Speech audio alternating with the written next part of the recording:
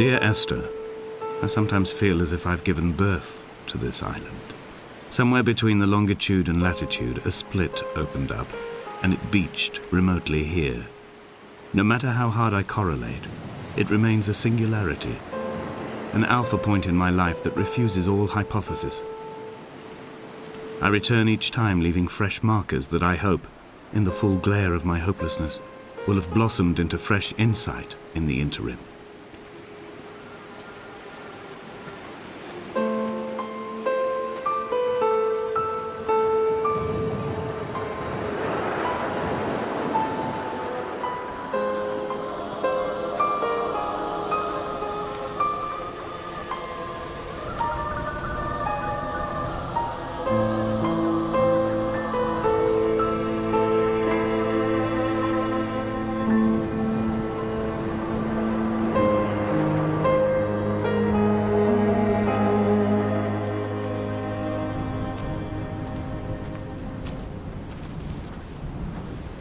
Donnelly reported the legend of the hermit, a holy man who sought solitude in its most pure form. Allegedly, he rode here from the mainland in a boat without a bottom, so all the creatures of the sea could rise at night to converse with him. How disappointed he must have been with their chatter. Perhaps now, when all that haunts the ocean is the rubbish dumped from the tankers, he'd find more peace.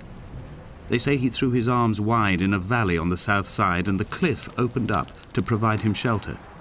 They say he died of fever 116 years later. The shepherds left gifts for him at the mouth of the cave, but Donnelly records they never claimed to have seen him. I have visited the cave and I have left my gifts, but like them, I appear to be an unworthy subject of his solitude.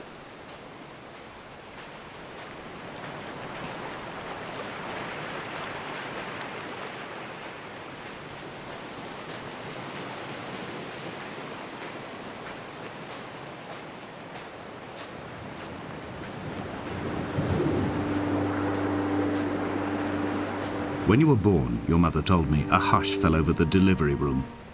A great red birthmark covered the left side of your face. No one knew what to say, so you cried to fill the vacuum.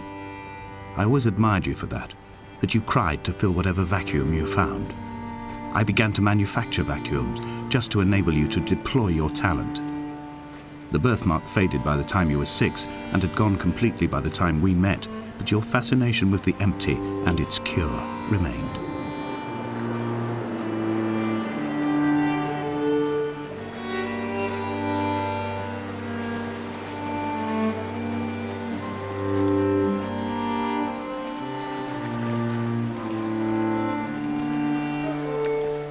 I have found the ship's manifest, crumpled and waterlogged under a stash of paint cans. It tells me that along with this present cargo, there was a large quantity of antacid yogurt bound for the European market. It must have washed out to sea. God knows there are no longer gulls or goats here to eat it.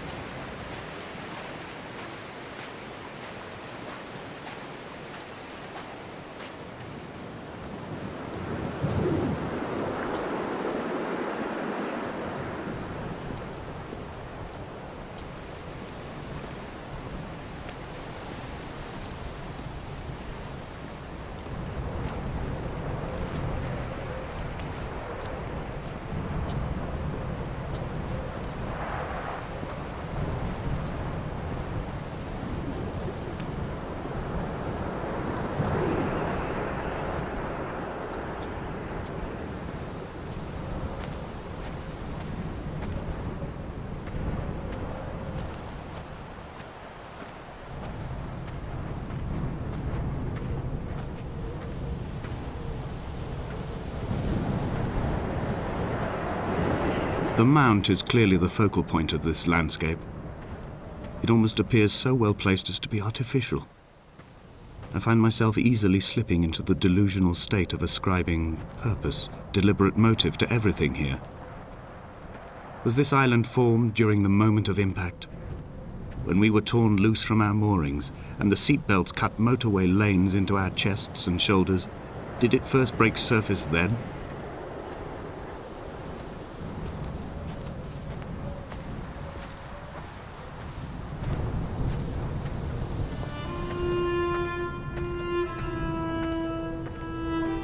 When someone had died or was dying, or was so ill they gave up what little hope they could sacrifice, they cut parallel lines into the cliff, exposing the white chalk beneath.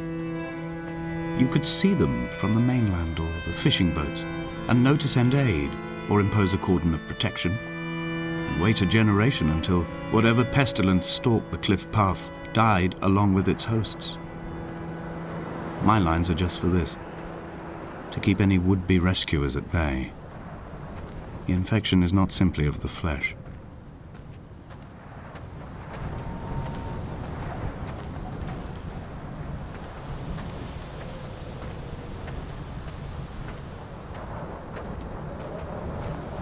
They were God-fearing people, those shepherds. There was no love in the relationship. Donnelly tells me that they had one Bible that was passed around in strict rotation. It was stolen by a visiting monk in 1776, 2 years before the island was abandoned altogether. In the interim, I wonder, did they assign chapter and verse to the stones and grasses, marking the geography with a superimposed significance that they could actually walk the Bible and inhabit its contradictions?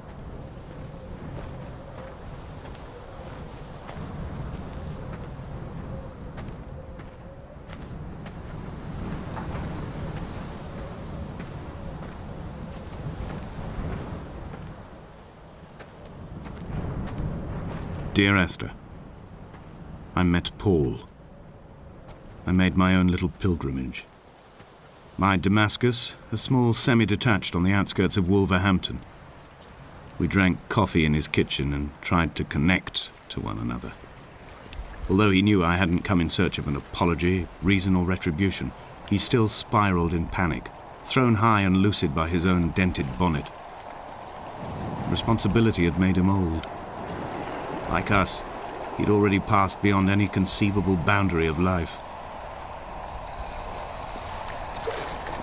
I find myself increasingly unable to find that point where the hermit ends and Paul and I begin. We are woven into a sodden blanket, stuffed into the bottom of a boat to stop the leak and hold back the ocean. My neck aches from staring up at the aerial. It mirrors the dull throb in my gut where I am sure I've begun to form another stone. In my dreams, it forms into a perfect representation of Lot's wife, head over her shoulder, staring along the motorway at the approaching traffic in a vacuum of fatalistic calm.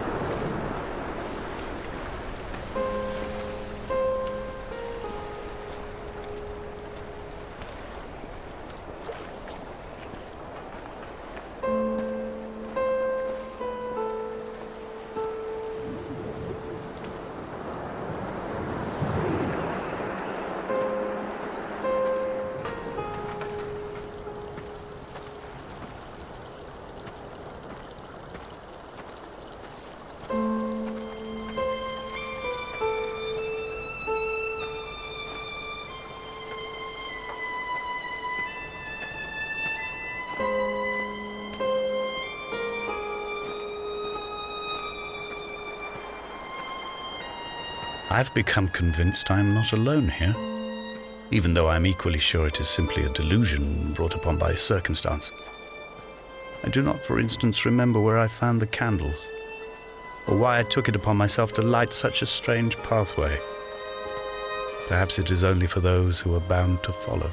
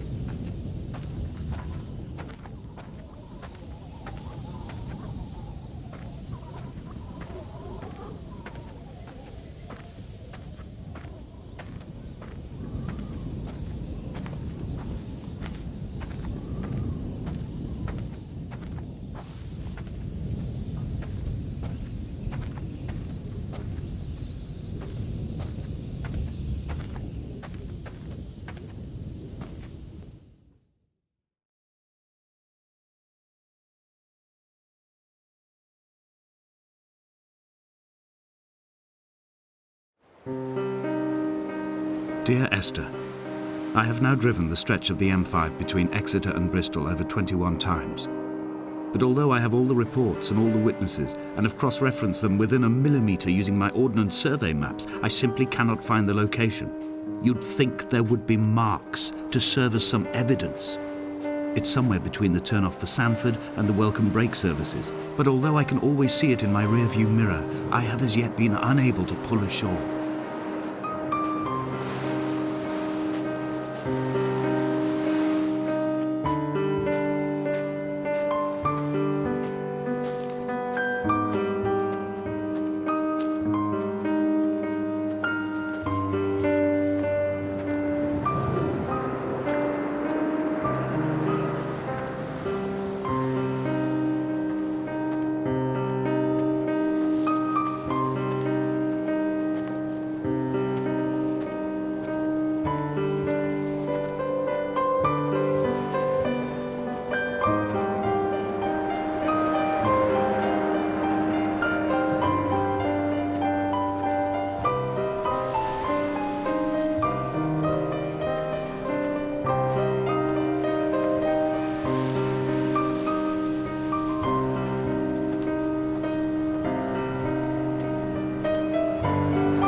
I've begun to wonder if Donnelly's voyage here was as prosaic as it was presented.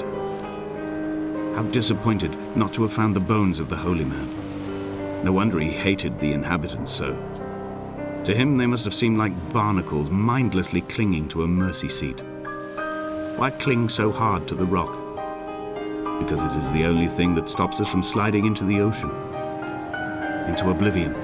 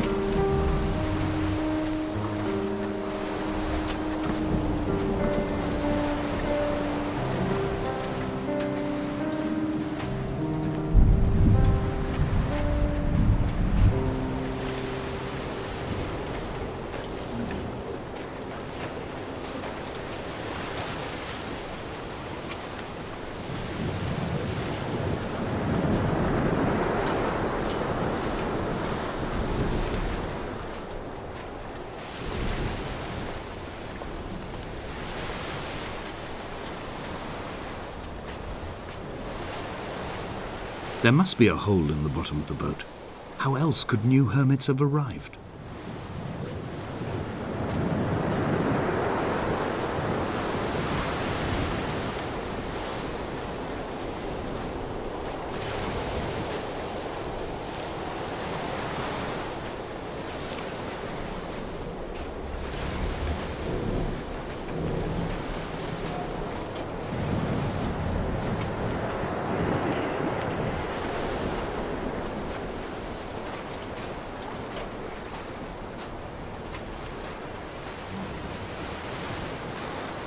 I had kidney stones and you visited me in the hospital. After the operation, when I was still half submerged in anesthetic, your outline and your speech both blurred. Now my stones have grown into an island and made their escape, and you have been rendered opaque by the car of a drunk.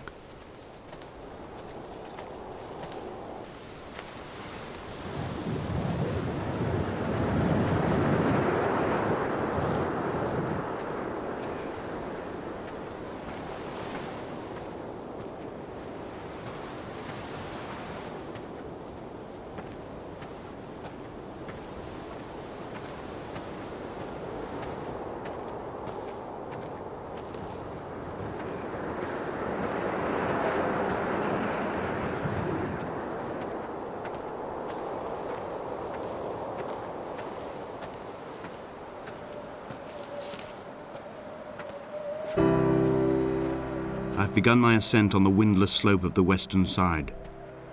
The setting sun, was an inflamed eye squeezing shut against the light shone in by the doctors. My neck is aching through constantly craning my head up to track the light of the aerial. I must look downwards, follow the path under the island to a new beginning.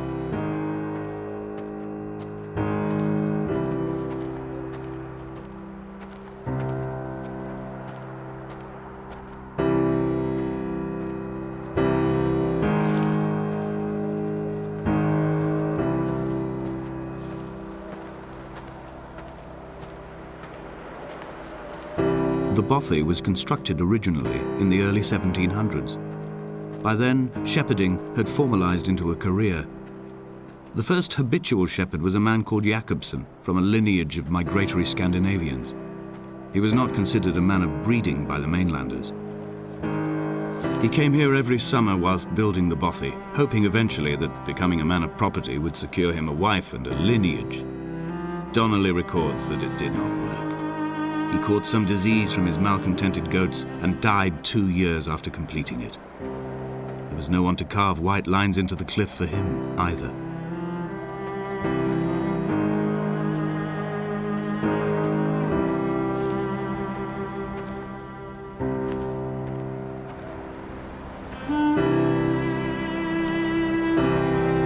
Inventory. A trestle table we spread wallpaper on in our first home. A folding chair. I laughed at you for bringing camping in the lakes. I was uncomfortable later and you laughed then. This diary, the bed with the broken springs. Once asleep you have to remember not to dream. A change of clothes. Donnelly's book, stolen from Edinburgh Library on the way here. I will burn them all on the last morning and make an aerial of my own.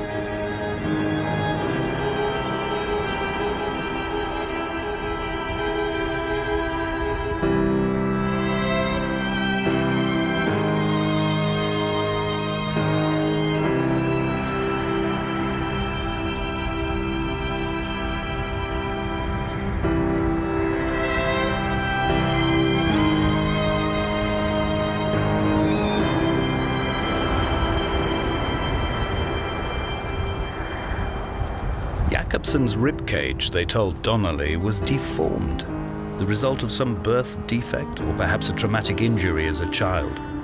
Brittle and overblown it was, and desperately light.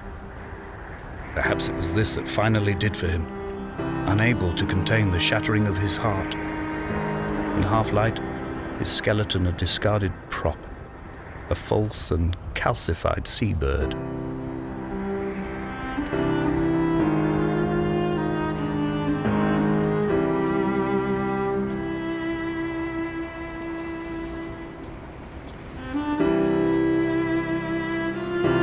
They found Jakobsen in early spring. The thaw had only just come. Even though he'd been dead nearly 7 months, his body had been frozen right down to the nerves and had not even begun to decompose. He'd struggled halfway down the cliff path, perhaps looking for some lost goat, or perhaps in a delirium, and expired, curled into a claw right under the winter moon. Even the animals shunned his corpse. The mainlanders thought to bring it home unlucky. Donnelly claims they dragged it to the caves to thaw out and rot, but he is proving an unreliable witness.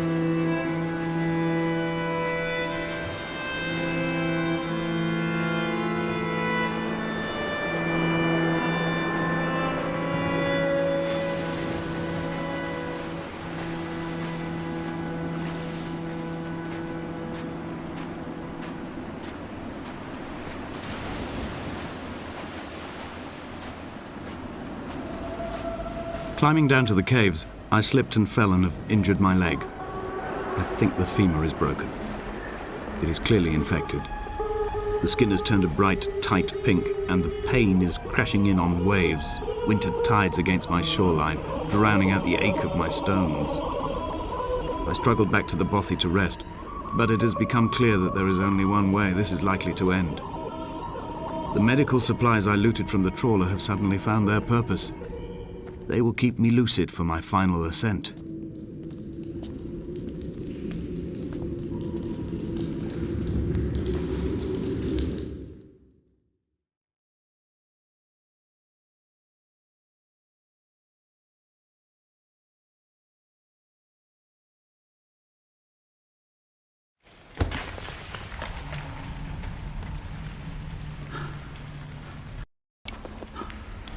Donnelly did not pass through the caves. From here on in, his guidance, unreliable as it is gone from me. I understand now that it is between the two of us, and whatever correspondence can be drawn from the wet rocks.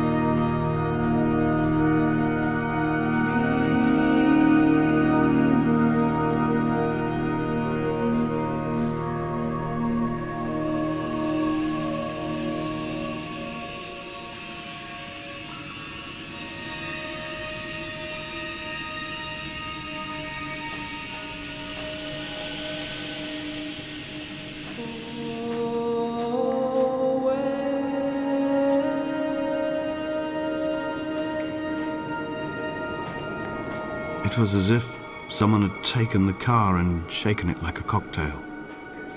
The glove compartment had been opened and emptied with the ashtrays and the boot. It made for a crumpled museum, a shattered exhibition.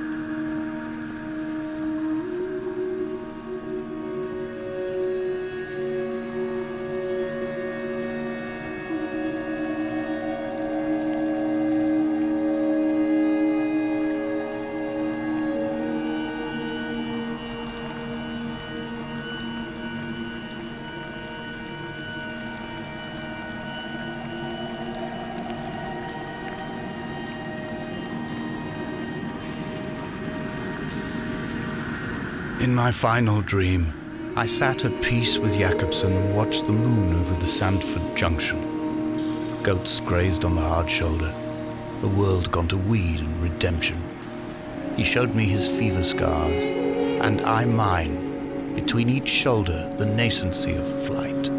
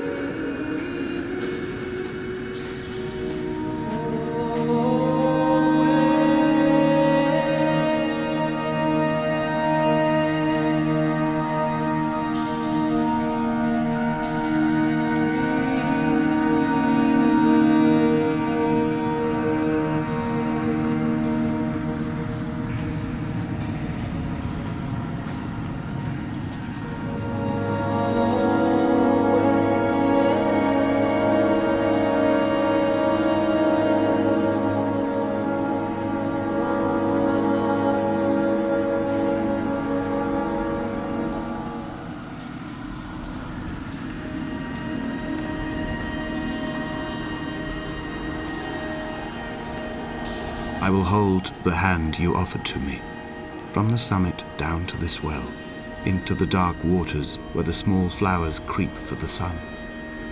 Headlights are reflected in your retinas, moonlit in the shadow of the crematorium chimney.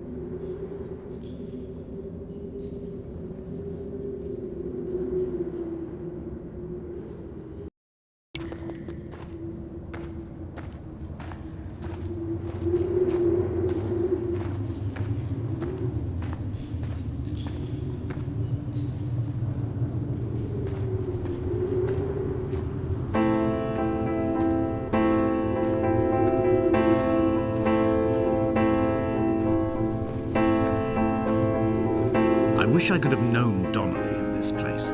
We would have had so much to debate. Did he paint these stones, or did I? Who left the pots in the hut by the jetty? Who formed the museum under the sea?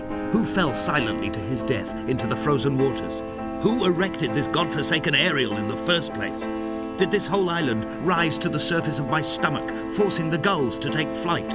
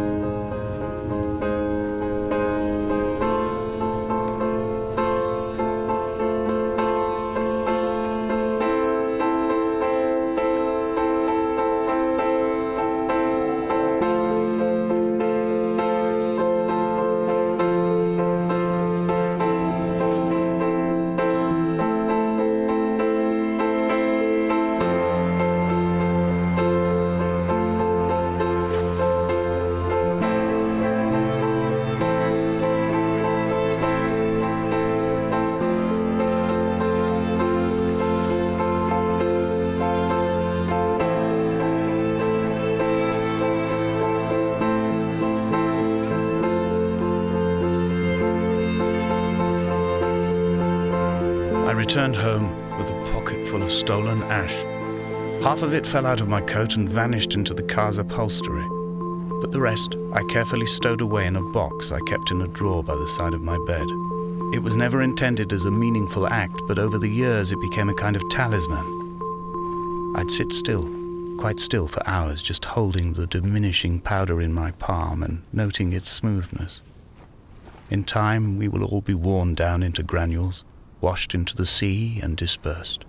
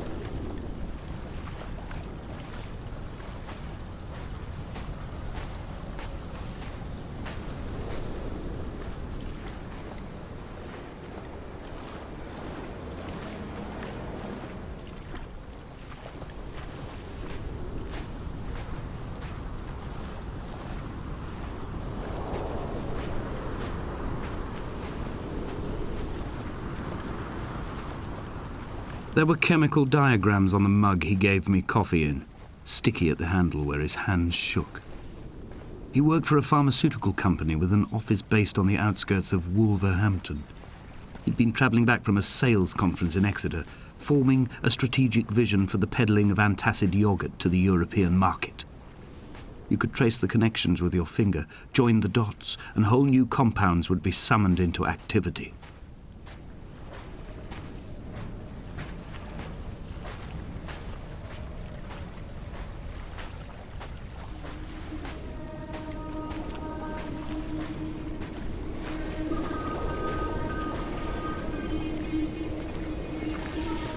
From here, I can see my armada.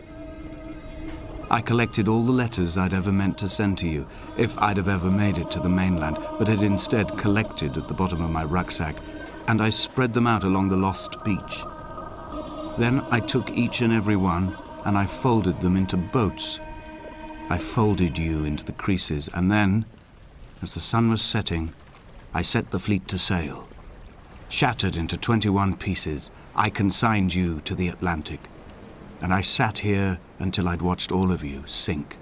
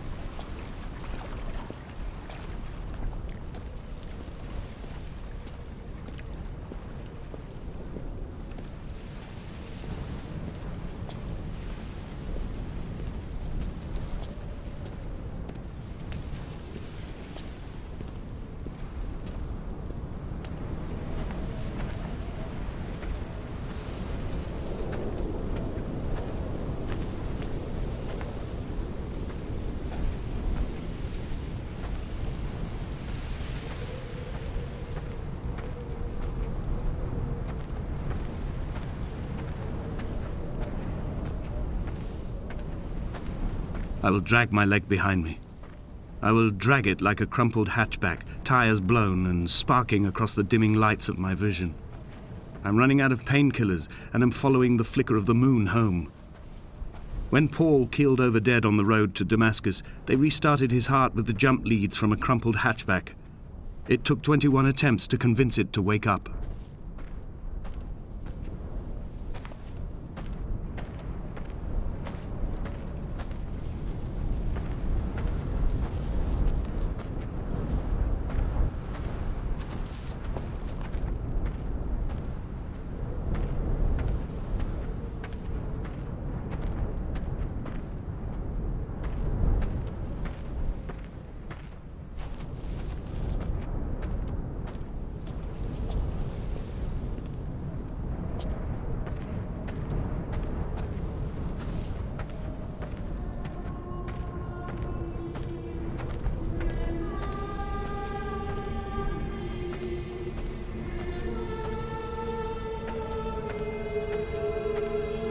I've begun my voyage in a paper boat without a bottom.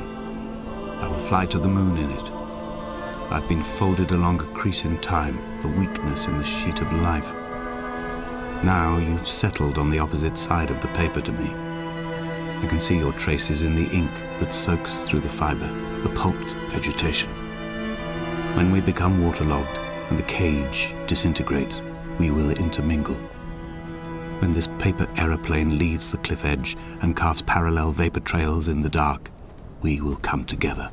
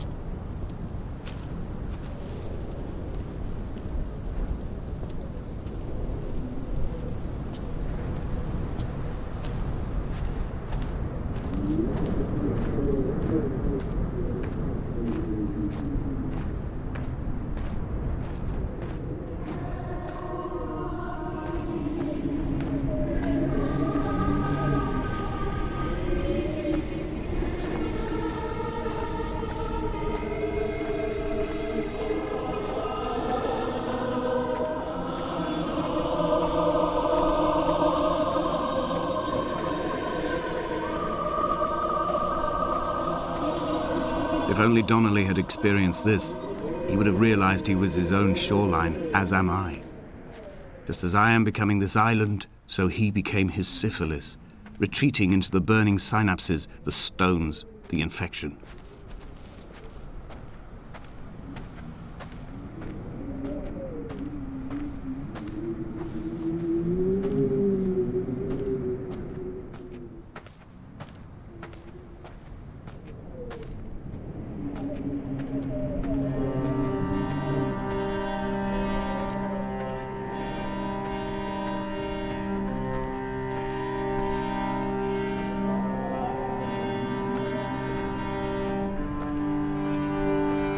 Headlights reflected in these retinas.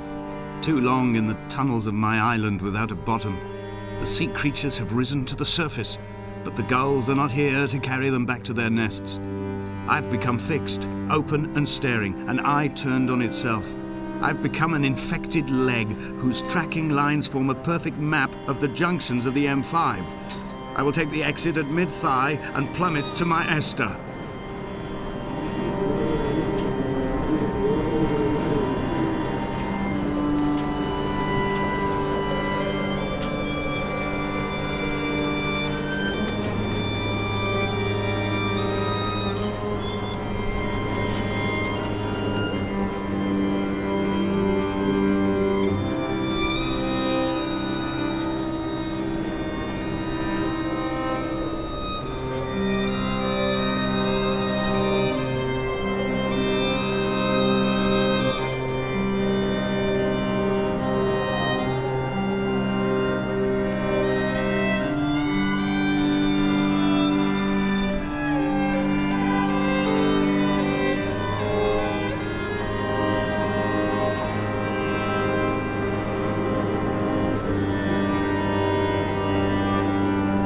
Blind with panic, deaf with the roar of the caged traffic, heart stopped on the road to Damascus, Paul sat at the roadside hunched up like a gull, like a bloody gull, as useless and as doomed as a syphilitic cartographer, a dying goatherd, an infected leg, a kidney stone, blocking the traffic bound for Sanford and Exeter. He was not drunk, Esther, he was not drunk at all. All his roads and his tunnels and his paths led inevitably to this moment of impact. This is not a recorded natural condition. He should not be sat there with his chemicals and his circuit diagrams. He should not be sat there at all.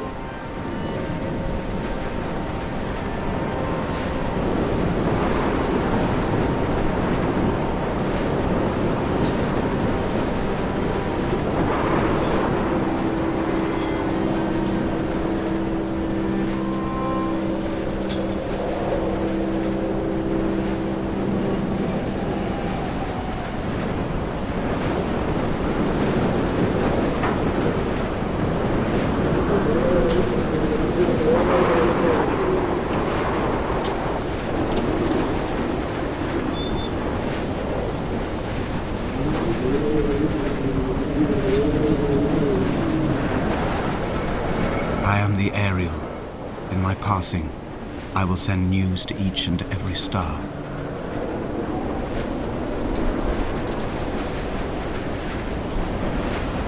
Dear Esther, I have burnt my belongings, my books, this death certificate.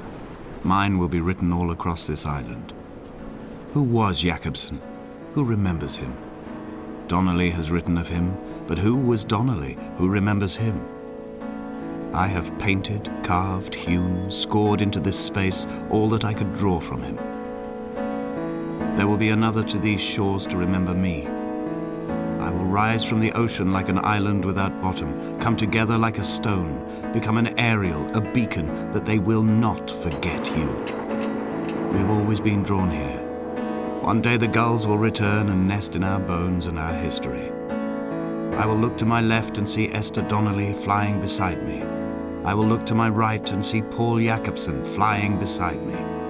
They will leave white lines carved into the air to reach the mainland, where help will be sent.